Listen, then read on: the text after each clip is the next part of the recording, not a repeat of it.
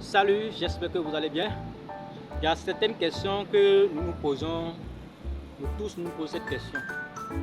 Que tu sois petit ou grand, que tu sois homme ou femme, que tu sois jeune, enfant ou adulte ou vieillard, nous posons tous la question de savoir et s'il arrivait un jour, et si je mourais, est-ce que je suis sûr d'aller au paradis?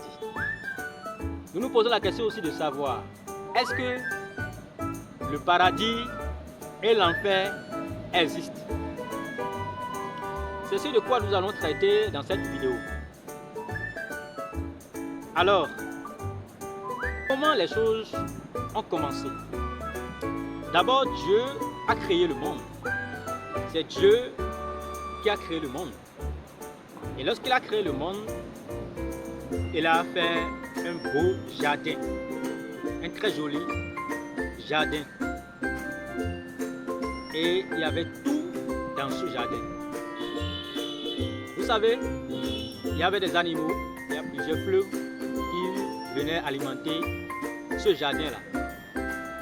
Il y avait des arbres fruitiers, des différents types d'arbres fruitiers dans le jardin. Ce jardin s'appelait le jardin d'Éden. Après avoir créé toutes choses, Dieu a créé l'homme. Et le premier homme qu'il a créé, c'est Adam ou Adam. Après ça, Adam a constaté qu'il était seul. Et il faut que Dieu puisse lui créer une compagnie. C'est alors que Dieu, de sa côte, a créé la femme, Ève. Après ça avait défendu à Adam de ne pas manger l'arbre de la connaissance du bien et du mal qui est au milieu du jardin. Il faut se rappeler que dans le jardin, il y a un arbre qu'on appelait l'arbre de la vie. Et donc, cet arbre, quand vous mangez ses fruits, vous ne mourrez pas, vous vivrez du moins éternellement. Alors, en dehors de cet arbre, il y a ce qu'on appelle, il y a un arbre qu'on appelle, là en ce moment, l'arbre de la connaissance du bien et du mal. Il a été défendu. Et Dieu a dit à Adam et Ève de ne pas manger le fruit de cet arbre, de ne même pas toucher à ça. La femme a été informée également. Malheureusement, Satan a pris la forme du serpent et était venu. Il faut se rappeler que Satan était appelé par le nom de Lucifer, l'ange de lumière. En ce moment, ils vivaient ensemble dans le royaume de Dieu.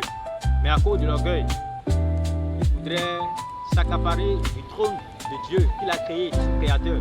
C'est alors qu'il a été précipité avec d'autres anges qui l'ont suivi et qui sont tous précipités sur la terre ou dans le second ciel. Donc Satan, continue notre histoire, Satan a pris la forme du serpent et est venu tenter la femme. Et malheureusement, la femme est tombée dans ses pièges. Il est arrivé à convaincre la femme. Et la femme, c'est-à-dire Ève, a pris le fruit de l'arbre de la connaissance du bien et du mal et il a mangé. Ainsi, il a donné également à son mari, Adam, il a mangé également. Ainsi, les deux ont été séparés de Dieu. Ils ont vu que, ils ont réalisé que ils sont nus. Et lorsque Dieu était venu vers eux, d'ailleurs, lorsqu'ils ont entendu la voix de Dieu, à cause du fait qu'ils ont désobéi, ils ont eu peur. Après le péché, ils ont eu honte de leur, j'allais dire. Donc le péché amène la honte. Le péché amène la peur. La peur entre dans notre vie lorsque nous péchons. Après, Dieu a prononcé des malédictions. Parce que Dieu a dit, s'ils mangeaient cet arbre, ils vont mourir. Et quand on parle de la mort, il s'agit de la mort spirituelle. Ce n'est pas automatiquement la mort physique. c'est la séparation, notre séparation avec Dieu. Et si l'homme n'est pas en relation parfaite avec Dieu, si il n'est pas en communion avec Dieu, il ne peut pas vivre éternellement, il ne peut plus vivre éternellement. Et c'est pourquoi Dieu, lorsqu'il a constaté que Adam et Ève ont péché, il les a chassés du jardin et il a placé 2 chérubins pour pouvoir préserver ou protéger le jardin, pour qu'ils ne reviennent plus dans le jardin pour manger l'arbre de vie. Parce que si Dieu permettait qu'ils continuent par manger le fruit de l'arbre de vie qui est placé dans le jardin, ils allaient demeurer des pécheurs éternels et le monde est foutu comme ça. Heureusement que Dieu, dans sa sagesse infinie et dans son intelligence grande ou grandiose, a chassé l'homme et la femme du jardin. Et c'est là que la souffrance a commencé. Parce que Dieu a prononcé la malédiction. Il a maudit la terre à cause de l'homme. Et il a amplifié la souffrance. Le travail devient désormais un labeur. Devient pénible. Mais vous savez, Dieu, dans son immense amour, a déjà conçu un plan pour racheter l'homme. Quel est ce plan? Dieu s'est choisi un peuple. D'abord, il a porté son choix sur Abraham. Et de Abraham est né le fils de la promesse, Isaac. Puisque Dieu avait promis à Abraham que le Sauveur ou le Messie viendra de sa descendance, d'Isaac, qui est le fils de la promesse, Dieu a tenu à sa promesse. Mais d'Isaac à Jacob, et de Jacob, nous avons obtenu un peuple qu'on appelle le peuple d'Israël en ce moment-là, c'est-à-dire le peuple des Juifs qui ont été en esclavage en Égypte. Et par la même puissance de Dieu, et par son immense amour, Dieu a délivré son peuple de l'esclavage de l'Égypte. Alors, après la libération de l'esclavage ou la délivrance de l'esclavage de l'Égypte, Dieu a conduit son peuple par la traversée de la mer Rouge. Dieu a montré, il a divisé la mer Rouge en deux. C'est là que les ennemis du peuple d'Israël, c'est-à-dire les Égyptiens, Pharaon et ses acolytes, ont été engloutis dans la mer Rouge. Après cela, ce peuple a été conduit par la même puissance de Dieu au travers de Moïse, qui fut leur leader. Et si nous allons continuer l'histoire, ça va prendre vraiment du temps. Mais je vous rassure que Dieu nous aime. Il nous aime tellement au point où il déroule son plan de rédemption. Il avait promis à Abraham qu'il aura des fils. Et pour que cela arrive, il faut que le Messie vienne de la postérité d'Isaac. Effectivement, Christ est venu de la postérité d'Isaac parce que c'était de la descendance d'Isaac et surtout de la descendance de David que Christ est venu. Et c'est le Christ qui est le Messie. Il est venu, il a mené une vie parfaite. C'est lui le second Adam. C'est de lui que la Bible parle, le second Adam. Le premier Adam a péché, il a échoué. Mais le second Adam qui est Jésus-Christ a mené une vie parfaite. Il est né à Bethléem, il a grandi et il n'a jamais péché. Il a vécu une vie sans péché. Et c'est pourquoi il est qualifié pour nous sauver. Christ, à l'âge de 30 ans, j'allais dire 33 ans, parce qu'il a commencé son ministère très jeune. Et sa mission était de venir mourir pour nous pécheurs. Il est venu pour mourir pour les Juifs qui ont reçu la loi et qui ont péché avec la loi. Et il est mort également pour nous. Quelle que soit notre ethnie, quelle que soit notre culture, il est mort également pour nous. Nous qui n'avons pas reçu la loi, mais nous avons péché sans la loi. Donc, Nous sommes tous des pécheurs, que ce soit juif ou non juif, que ce soit catholique, que ce soit protestant, que ce soit évangélique. Nous sommes tous des pécheurs. Nous péchons d'une manière ou d'une autre. Que ce soit musulman, quelle que soit notre religion, nous bronchons d'une manière ou d'une autre. Nous sommes tous des pécheurs. Et les livres saints nous ont montré que personne ne peut se justifier devant Dieu. Et c'est pourquoi nous avons besoin de Dieu pour être sauvés. Nous avons besoin de Jésus-Christ. Christ est venu et il a pris notre place. Il s'est sacrifié pour nous. Comme les prophéties l'ont prédit, ils l'ont su bien prédit que le Messie viendrait et va mourir pour nos péchés. Il sera entrevenu et il sera ressuscité le troisième jour.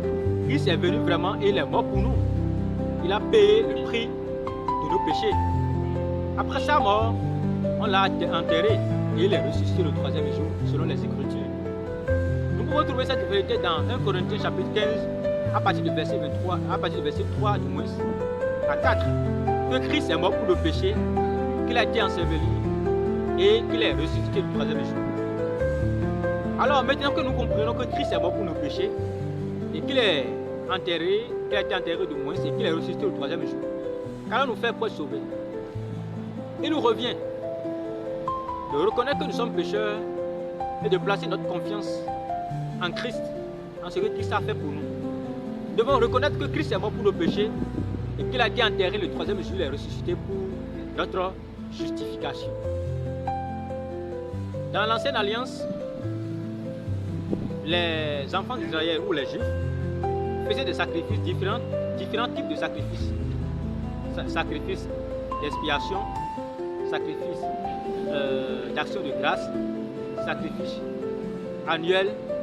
Il y a plein de sacrifices que les Juifs faisaient alors qu'ils avaient la loi. Et c'est parce que avec la loi, ils péchaient. C'est pourquoi Dieu a instauré en ce moment-là les sacrifices, les différents types de sacrifices. Et en ce moment-ci, le sacrificateur, qui est un homme pécheur, en ce moment-là, ou bien le prêtre en ce moment-là, avant qu'il ne sacrifie ou n'emporte le sacrifice du peuple, de tout le peuple devant Dieu, il fait d'abord le sacrifice pour lui-même d'abord, pour qu'il ne soit pas un obstacle pour l'acceptation du sacrifice du peuple devant Dieu. Donc en ce moment, il y avait le propitiatoire, j'allais dire, il y avait le lieu saint et le lieu très saint. Et donc, quand le sacrificateur quitte le lieu saint pour le lieu très saint, d'ailleurs avant de commencer le sacrifice, on lui attache au pied une corde avec une clochette, parce que s'il va là-bas dans le lieu très saint et il ne revient plus vivant, ça veut dire que le sacrifice n'a pas été accepté. Donc c'est ce qui se faisait. Mais si on ne continue pas à entendre le son de la clochette, on sent qu'il est encore vivant dans le lieu très saint. Et s'il revient vivant, ça veut dire que le sacrifice a été accepté par Dieu. Et vous savez ce qui se passait? En ce moment, Dieu n'effaçait pas les péchés. Quand bien même que le sacrifice est fait et accepté, leur péché était couvert. Et il faisait le sacrifice chaque année. Chaque fin d'année, il faisait le sacrifice. Vous comprenez un peu? Donc, ce sacrifice, même s'il a été accepté par Dieu, il couvrait leur péché. Ce sacrifice couvrait leur péché. Mais le sacrifice de Jésus-Christ est fait une seule fois. Et efface pour toujours toutes nos transgressions, tous nos péchés. Donc si nous croyons en Christ, nous sommes pardonnés de tous nos péchés. Nous croyons en Christ. Pas la croix, parce que nous ne sommes pas là quand Christ allait à la croix. Parce que ça fait déjà 2000 ans déjà que Christ est allé à la croix, il est mort pour nos péchés. Il a été enterré, parce que il est mort. C'est pourquoi, après sa résurrection, il pouvait dire, Jésus-Christ pouvait dire à Thomas, heureux ceux qui n'ont pas vu et qui ont cru. Donc, nous sommes heureux, nous qui n'avons pas vu Christ souffrir. Nous n'avons pas vu Christ souffrir. Mais nous croyons que Christ est mort pour nos péchés. Parce que la Bible payé toute la dette de nos péchés. C'est pourquoi la Bible pouvait dire dans le livre d'Hébreux, Hébreux chapitre 11, que mon juif ne vivra pas la foi. Et sans la foi, nous ne pouvons pas être agréables à Dieu. C'est dans Romains, dans l'épître de Paul aux Romains, il a montré clairement que l'homme est justifié par la foi sans les œuvres. Donc, lorsque nous croyons en Christ, nous sommes justifiés pour toujours. Lorsque nous croyons et nous plaçons toute notre confiance sur ce que Christ a fait sur la croix, Dieu nous rend juste, il nous déclare juste. Parce que le sacrifice de Christ a été accepté. Le sacrificateur a fait le sacrifice et il est revenu à la vie le troisième jour. Donc, le sacrificateur a fait le sacrifice et ce qui prouve que le sacrifice a été accepté, c'est que le sacrificateur est revenu à la vie. C'est ce qui s'est passé dans l'Ancien Testament. Si le sacrificateur, après avoir offert le sacrifice du peuple, il revient du chrétien, cela prouve que le Dieu a accepté le sacrifice. Et en ce moment, souvenez-vous que Dieu couvrait leurs péchés. Mais quand Christ a fait le sacrifice pour nous, nos péchés sont pardonnés. Il est ressuscité, il est revenu à la vie, ce qui prouve que le sacrifice a été accepté. Christ vit, c'est la preuve de l'acceptation ou de la satisfaction totale du sacrifice ou du cœur de Dieu. Dieu a accepté le sacrifice de Christ. Et c'est pourquoi aujourd'hui, nous pouvons être en paix lorsque nous plaçons toute notre confiance sur l'œuvre de Christ à la croix. Alors, que pouvons-nous retenir? Nous retenons que l'homme, depuis le commencement, après être créé et mis dans le jardin d'Éden, a été déchu. Mais Dieu n'a pas oublié l'homme. Dans son immense amour, il s'est choisi une postérité de cette postérité du monde, une nation est venue, et de cette nation, Christ le Messie est venu, c'est-à-dire de la nation israélienne, Christ est venu, et Christ a fait le sacrifice de la rédemption, il nous a sauvés par sa mort et sa résurrection. Le sacrifice a été accepté par Dieu, c'est pourquoi nous pouvons mettre toute notre confiance en ce que Christ a fait pour nous. Pour être sauvé aujourd'hui, nous n'avons pas besoin de faire des efforts, de faire des rituels, donc d'observer la loi divine, d'essayer de plaire à Dieu pour être sauvé. Nous avons besoin de placer notre confiance sur Dieu, toute notre confiance sur Christ, sur ce que Christ a fait pour nous, sa mort, son ensevelissement et sa résurrection. Et alors que nous plaçons toute notre confiance sur sa mort, la mort de Christ, son ensevelissement et sa résurrection, nous sommes déclarés justes. Alors si vous voulez comprendre davantage, parce que lorsque nous acceptons Christ, nous sommes sauvés. Et il y a trois types de salut que nous obtenons lorsque nous croyons en Jésus. Si vous voulez savoir davantage sur ces trois types de salut, je voudrais vous inviter à vous abonner à cette chaîne YouTube, à cliquer sur la cloche de notification afin de ne pas manquer les autres vidéos qui viennent expliciter les trois types de salut que nous obtenons lorsque nous croyons en Jésus-Christ, lorsque nous plaçons notre confiance en Jésus-Christ. D'abord, je voudrais vous dire que ces trois types de salut, c'est être sauvé de l'enfer. Lorsque nous plaçons notre confiance en Dieu, nous sommes sauvés de l'enfer. Nous sommes sauvés de la putréfaction de la chair. Nous sommes sauvés de l'esclavage du péché. Nous sommes sauvés aussi de la mort physique. Nous serons revêtus du corps céleste lors de l'avènement de la seconde venue de Christ. Alors je vais détailler ces trois types de salut que nous obtenons lorsque nous plaçons toute notre confiance en Christ dans les vidéos précédentes. Bye bye.